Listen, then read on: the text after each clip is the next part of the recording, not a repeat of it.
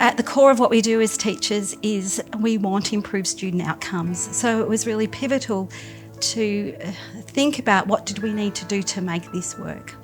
As I, observed online and at school with teachers here, teachers and leaders were working really hard. They were working hard to ensure students were learning, that behaviours were being attended to, and that children felt safe. And when we talk about safety, we always talk about students' wellbeing. And that was important, really important in that time of coming, off-site, on-site, because children were also starting to experience some school refusal. And so there was a real urgency for change. Change in our practices in behaviour, change in our learning and teaching, and change in how we engaged our students in the learning so that we could improve their wellbeing. Well done. As a school, we were very fortunate that Max had some professional learning around continuous improvement in data literacy. We were extremely fortunate because we had great buy-in from all stakeholders. And when I talk about key stakeholders, I talk about staff, students and families. And we had significant response to that survey. In fact, we had so much that I can remember Janine Baseggio and Liz Hockey, who were part of the leadership group facilitating that professional learning. They actually said to me, how did you get so many people, families, to respond? Because we often have that as a challenge with Maxis, but we did. But I think families and staff and students, having gone through COVID, really wanted to have a voice in what was going to happen next in schools, and particularly our school. Because we wanted to hear the voices of everyone that had participated in that, we made a decision as leaders to hold a school conference. All staff were invited to that conference. It went across 2 days. The focus of that conference was analysing that data to actually discern what were our priorities for this school moving into 2022. Once we had created our whole school scope and sequence, we started to create resources that would assist our teachers in the high quality teaching that they were going to present to our students. Over the last year, our main focus has been to refine and review those resources to make them even better as our children's knowledge grows and as our teacher knowledge grows as well. Teacher empowerment started at the very beginning of our journey, with all staff having a voice and committing to a very high expectation of behaviour that our whole school committed to. Our vision was around building a culture of learning for all that had clear expectations around behaviour, consistent learning and teaching practices, and underpinning that with strong relationships. That's what we needed here. We wanted consistent practice from prep to year 6 with behaviour. We wanted a common language in both behaviour and learning and teaching that everyone owned, shared and felt responsible for. Strategically, what we set then is in 2022, we began with PBL. So PBL is positive behaviours for learning. We knew as a leadership team and as a school, and because we are just teachers, that until you attend to behaviour, you actually can't teach. So we knew PBL had to be, positive behaviours for learning, had to be the priority for 2022. So in knowing that, we sourced some expertise. I reached out to Melbourne Archdiocese Catholic Schools, the PBL team, Jane Bennett, and she worked alongside of us for the next 2 or 3 years, developing our PBL strategies.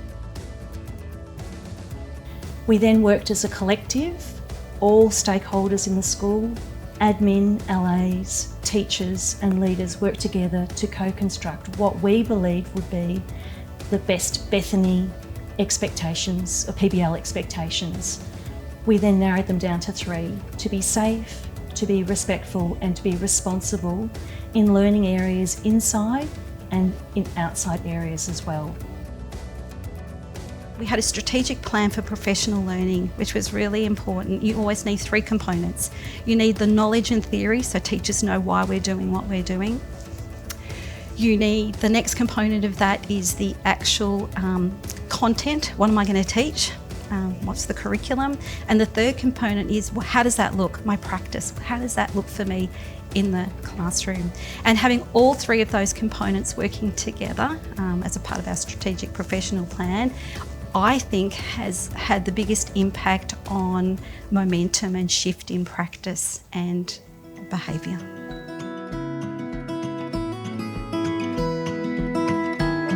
For today is we are going to do division facts for the 3s and for the 4s. Cool?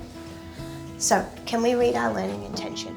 We are learning division facts for 3s and 4s. Beautiful.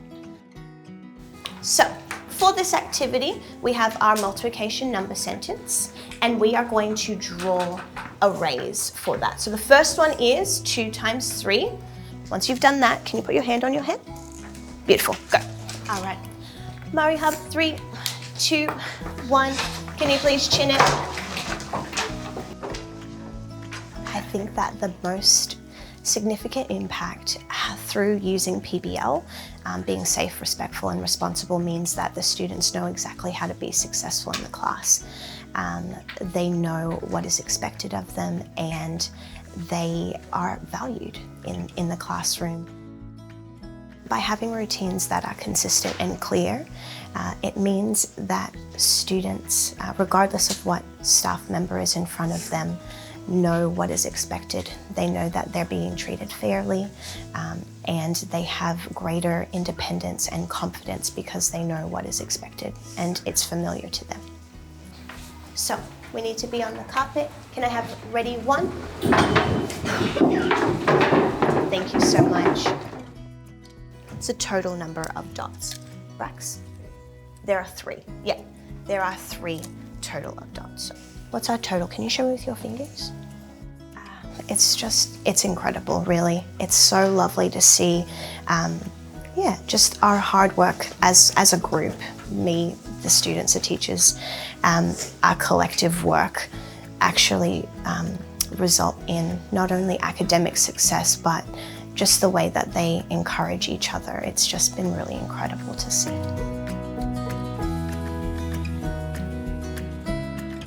Once we had addressed student behaviour and it became consistent across our school, our second focus was pedagogy of teaching and learning. So we did some research and we looked into what was the best way forward for us, and this started in 2022. We spent the year as a group of leaders visiting schools, looking at balanced and structured literacy. We met with experts that walked us through what structured literacy could look like and what it was like in their schools and for them. We also use the data that we collect to inform our teaching, both in the classroom and in our Tier 2 and Tier 3 intervention, and set small goals for the children to be able to achieve. It's really pleasing to see the children making each of their benchmarks and having success. As a staff, we believe that just as literacy and maths is a skill that is explicitly taught, that behaviour is a skill that needs to be explicitly taught as well.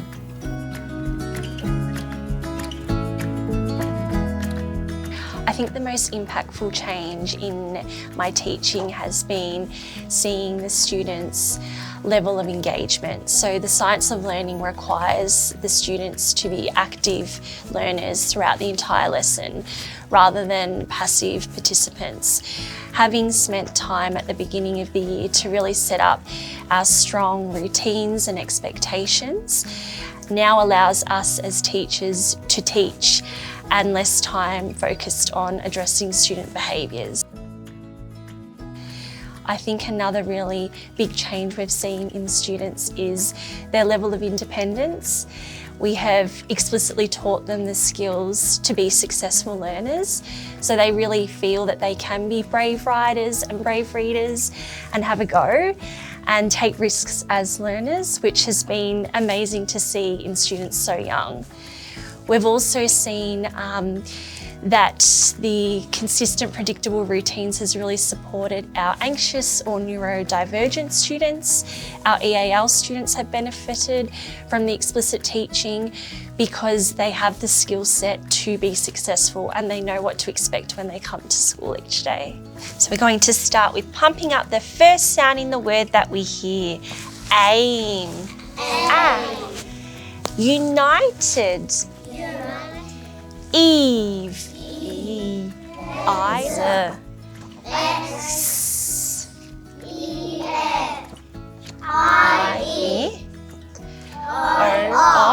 We've found that the explicit nature and the repetitive nature of the teaching has really supported our students that may require to hear the same material multiple times before they master those skills, and it's given them the opportunity to do so. So we're seeing that we have a lot less students fall into our Tier 2 category, and as a result we're seeing less students require intervention.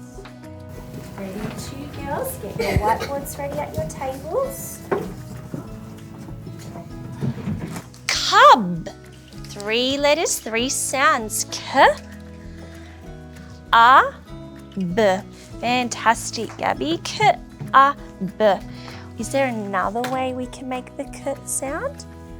We're all empowered to deliver this curriculum the same way. It allows for a low variance curriculum, regardless of what teacher's in front of us, what level of expertise we may have. We all feel empowered to deliver the curriculum in the same way, and therefore the students are accessing it in the same way, which has led to higher student outcomes as a result. Let's check it. Tick it or fix it. CUB says cub.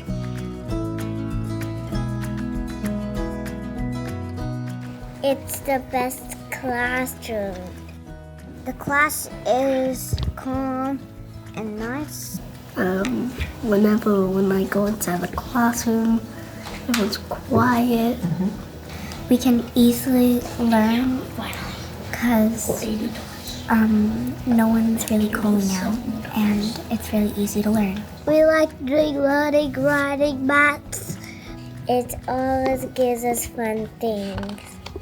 Like it's good for our brains and hearts.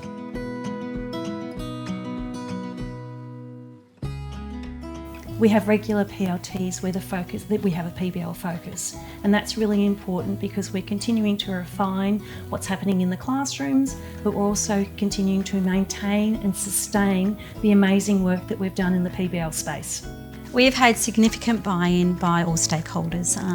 We've been really fortunate, and I think what's worked so well here and the success of our 4 years down the track, the success we're seeing now is because we've done this as a team. We've worked together, it's been collaborative, and we've had a shared purpose, and that's really evident. Our data, so our NAPLAN data, our internal assessments, our Maxis survey is showing, and we're actually seeing that improvement in that data. So we're really excited about where we are now. What excites me most about the future here at Bethany is building on this foundation, deepening our faith, strengthening our commitment to excellence in learning, and building a community where all learners can flourish and know they belong. I think that's really important. That Max has the vision for instruction and the vision for engagement. Their strategic plan in moving forward is related to that. It affirms our work here as a school, and just as importantly, or more importantly, it's a way forward for our system, for all schools. And I think the vision for instruction and vision for engagement is inspiring, aspirational, and achievable. And that's why that's so exciting.